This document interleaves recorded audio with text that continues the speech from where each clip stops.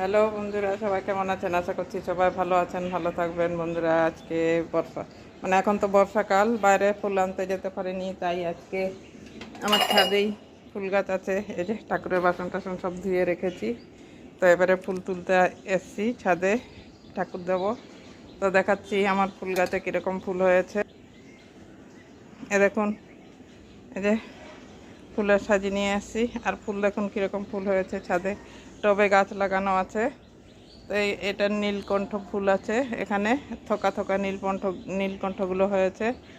আর এদিকে আছে হচ্ছে অপরাজিতা আছে।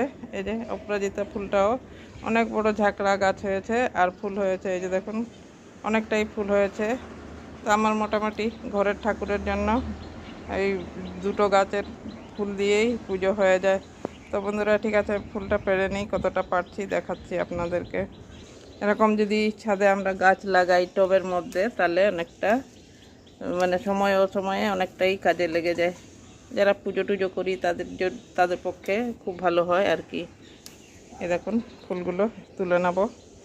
তো বন্ধুরা দেখুন, নীলকণ্ঠটা এতটা তুলেছি, আর কিছু রেখে দিয়েছি, দু একটা ভিতরে গাছের মধ্যে রয়ে গেছে, যেগুলো মাটির মধ্যে ঠেকিয়ে গেছে, ওগুলো আর নেওয়া হয়নি, তো একটা নিয়েছি। এবারে অপরাজিতা ফুলটাও তুলে নেবো, সাদা অপরাজিতাটাও তুলে নেব।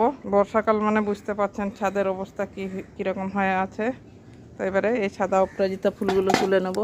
তো বন্ধুরা, কেমন লেগেছে আমার এই ছাদের টবে এই অপরাজিতা ফুলগুলো, তো অবশ্যই কমেন্ট করবেন, ভালো লাগলে লাইক করবেন। তো বন্ধুরা, এখনকার পর্যন্ত এইটুকুনই। বৃষ্টি হচ্ছে, মোবাইল ভিজে যাচ্ছে, টিপ টিপ করে বৃষ্টি হচ্ছে দুই একটা।